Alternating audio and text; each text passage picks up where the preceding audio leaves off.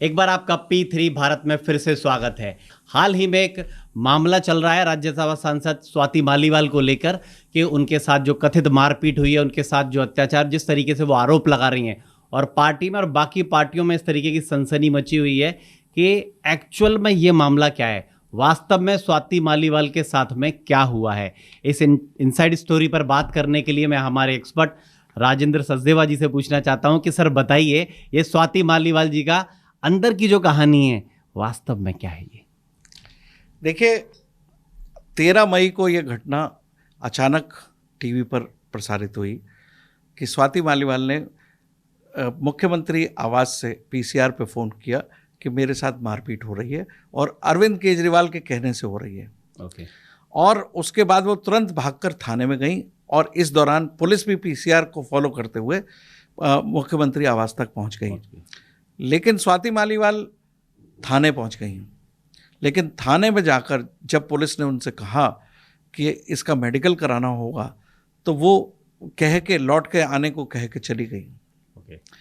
ये सबसे पहला ट्विस्ट वहाँ पर आता है कि स्वाति मालीवाल की सब जब पिटाई हो रही थी, मेरा जैसा मानना है, जिस तरह से उन्होंने बोला, तो उन्हें लगा कि थप्पड़ मारा है या कुछ और भी, उनको लगा कि मेरी जान को खतरा है। ओके। उस समय तो भाव आवेश में आकर उन्होंने तुरंत जो है पीसीआर को फ़ोन कर दिया, जिससे कि उनके साथ मारपीट रुक गई होगी, मुझे ऐसा लगता है। यानी कि उन्होंने जैसे ही पीसीआर पे फ़ोन किया होगा, तो मैं आपको घटना सोच के बता सकता हूँ कि ऐसा हुआ होगा। विजुलाइज कर रहे हो, विजुलाइज कर रहे हैं। हाँ। कि वो जैसे ही उन्होंने पीसीआर पे फ़ोन किया होगा, तो सारे केजरीवाल एंड कंपनी अफरा तफरी मच गई होगी और स्वाति मालीवाल को छोड़ दिया गया। लेकिन ये अपने लोगों के साथ ही, मतलब मैं पहले घटना के बारे में आपको बताऊं। चलिए बात छोड़ दिया गया, तो उस भाव आवेश में आकर स्वाति मालीवाल थाने तक पहुंच गई। अच्छा। लेकिन जैसे ही थाने तक पहुंची, अगर वो उसी भाव आवेश में रहती तो शायद उसी दिन एफआईआर हो जाती।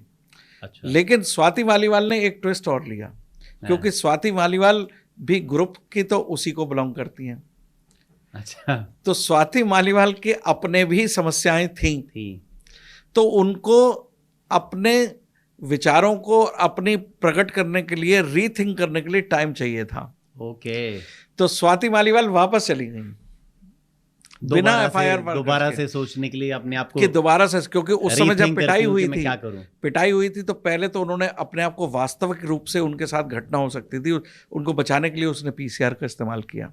नहीं तो ये घटना प्लान्ड थी या वास्तव में हुई है? नहीं, ये कोई प्लान्ड नहीं है, ये सर्कमस्टांशियल घटना हुई। अच्छा। क्योंकि स्वाति मालीवाल कई दिनों से पर्दे से बाहर थी। जितने भी चुनाव हो रहे थे, जब तक केजरीवाल अंदर थे, स्वाति मालीवाल एक्टिव नहीं थी, बल्कि विदेश चली गई थी।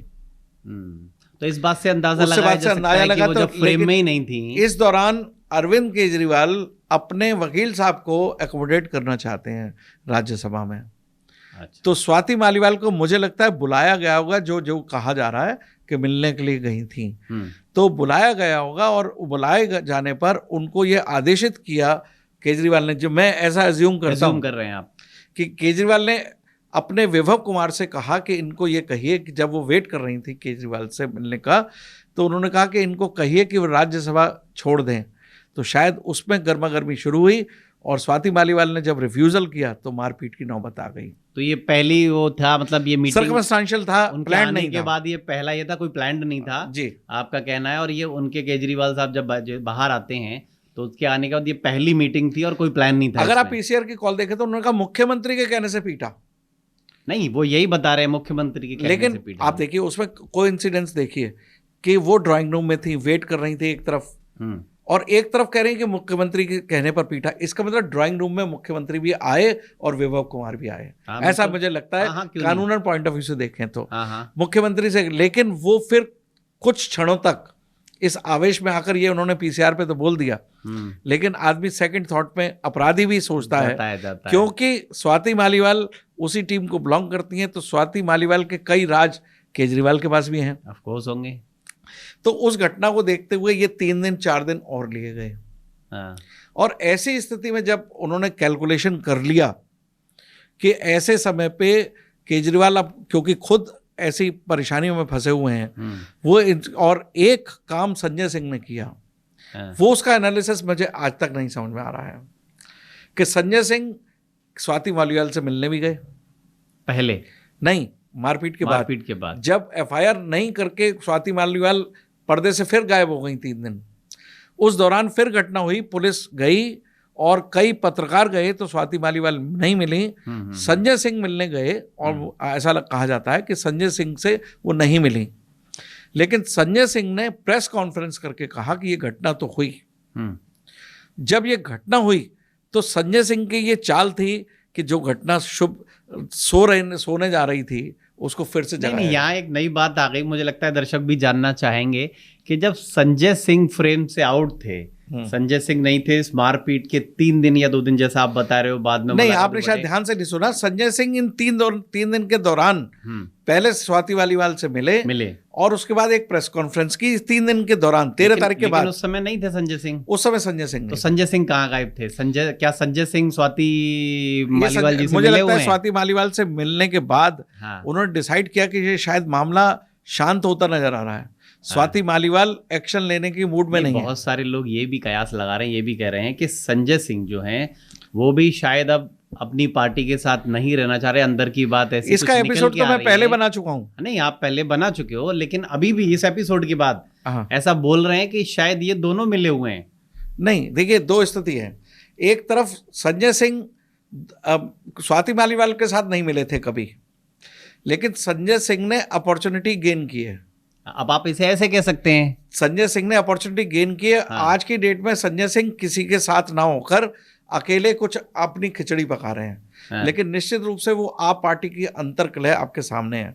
संजय सिंह ने देखा कि स्वाति मालीवाल शायद कमजोर पड़ रही हैं और वो एफआईआर नहीं कराना चाहती है, तो मुझे लगता है ये एक्शन जो स्वाति मालीवाल ने कल लिया है वो संजय सिंह के प्रोत्साहित करने से लिया है। संजय सिंह ने परतें खोल दी कि ये घटना वास्तव में हुई थी, एक प्रेस कॉन्फ्रेंस करके। संजय सिंह ने एक तरीके से उनका फेवर किया ना, फेवर नहीं, लिया। इसे आप फेवर नहीं कहेंगे, ये राजनीतिक के लिए, ये राजनीतिक चाल थी। हाँ, तो आप इसे ऐसे कहें, ये राजनीतिक चाल थी। के लिए पॉजिटिव बोल रहा हूं और मैं फिर उसको सुन के, आपने उनका स्टेटमेंट सुना हो, उन्होंने स्टेटमेंट दिया कि घटना निंदनीय है, शर्मनाक है और विभव कुमार के खिलाफ अरविंद केजरीवाल एक्शन लेंगे, और एक्शन अरविंद केजरीवाल के द्वारा नहीं हुआ।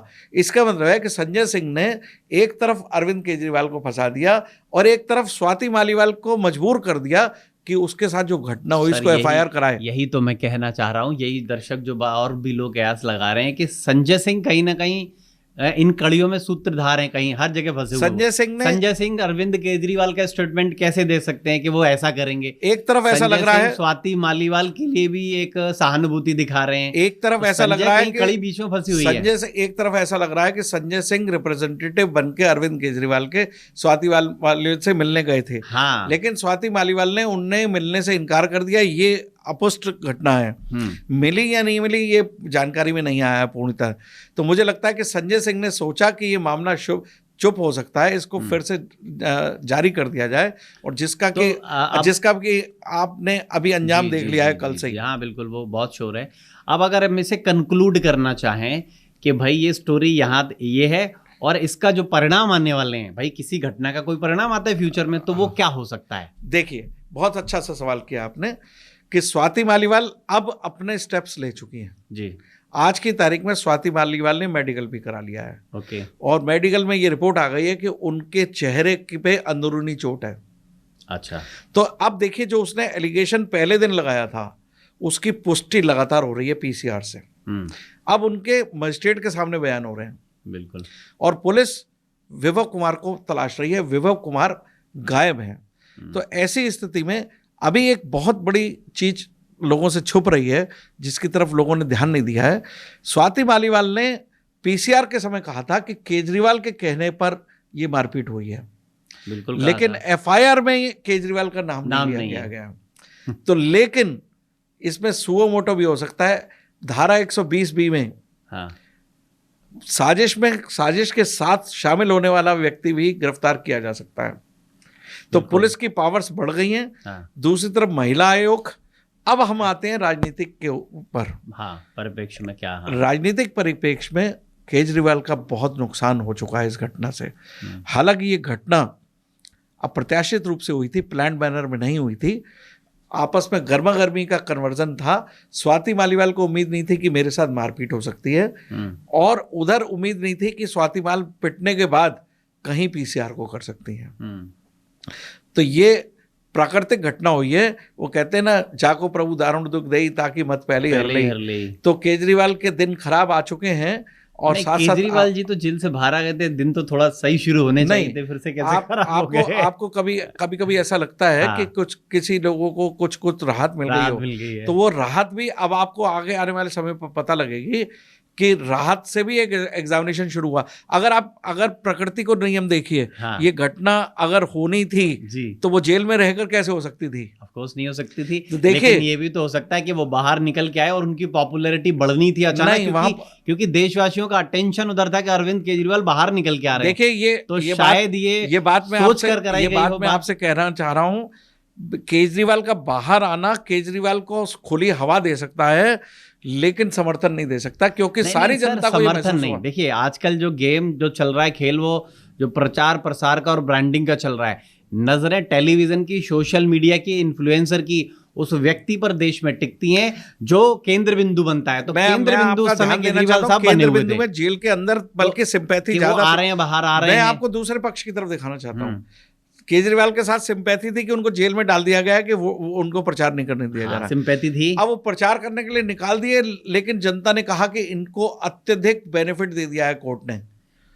इससे उनके जब प्रचार में जब वो जाते हैं तो उनसे काउंटर क्वेश्चन किए जाते हैं। और मैं समझता हूं, मैं नेचर के नियमों को बहुत ज्यादा ध्यान से देखता हूं कि नेचर ने सोचा कि आपका नुकसान एक और कर दिया जाए, पब्लिकली आ जाइए बाहर।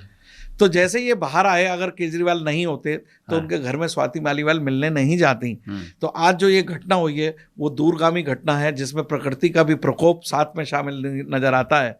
और आप पार्टी का भविष्य अंत की तरफ दिख रहा है कि जो जिस तरह से इनका उभार था, और केजरीवाल के जो एक्सपोजर हैं, जो लोग अंदर खाने बोलते थे, अब वो सामने आ रहे हैं और वो प्राकृतिक रूप से आ रहे हैं। मैं समझता हूं कि लोगों को थोड़े दिनों बाद उस जज को धन्यवाद देना होगा, चाहे उन्होंने किसी भी तरह से उसको जमानत दी हो।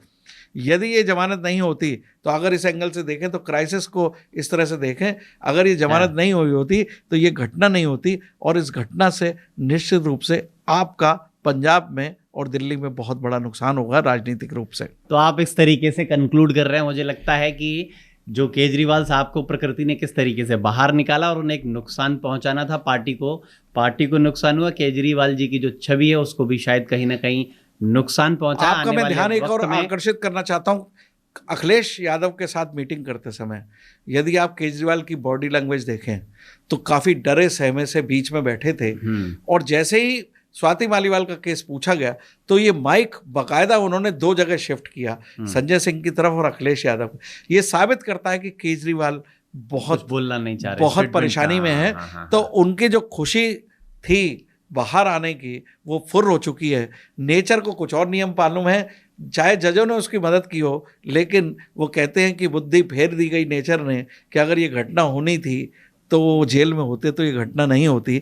और इस घटना से आप पार्टी का जो नुकसान होगा, वो जितना जो सिंपैथी वोट था जेल में जाने का, वो बल्कि और रिवर्स गियर में जाएगा। और पंजाब में भी आपने जैसे संजय सिंह के बारे में कहा है, तो मैं आपसे भविष्यवाणी की तरह से कह सकता हूं कि भगवंत मान भी इस मौके पे हैं कि किस तरह से, क्योंकि भगवंत मान एक बड़े सूबे के मुख्यमंत्री हैं, उनके पास केजरीवाल से विधायक ज्यादा हैं। तो ऐसी स्थिति में पासा 2 जून के बाद पलटता हुआ नजर आ सकता है, और ये घटना जो है मील का पत्थर साबित होगी आप पार्टी के सत्यानाश के लिए, मेरा ऐसा मानना है। तो अब इसको खत्म करते हैं, यहाँ पर अंत करते हैं। आपका स्टेटमेंट ये है कि जाको प्रभु दारुण दुख देही ताकि मत पहले अरले, यानी कि अभी दुखों का जो पहाड़ है वो केजरीवाल साहब के सिर से भी गया नहीं है। उनकी पार्टी को, उनको खुद की ब्रांडिंग को बहुत सारा नुकसान होगा, ये राजेंद्र सचदेवा जी का मानना है। और आपका क्या मानना है, आप क्या क्या सोचना है, आप हमारे P3 भारत के चैनल पे नीचे जाकर कमेंट करिए, इसको लाइक करिए और हमें बताइए कि आप इस घटना पर क्या सोचते हैं। Thank you very much.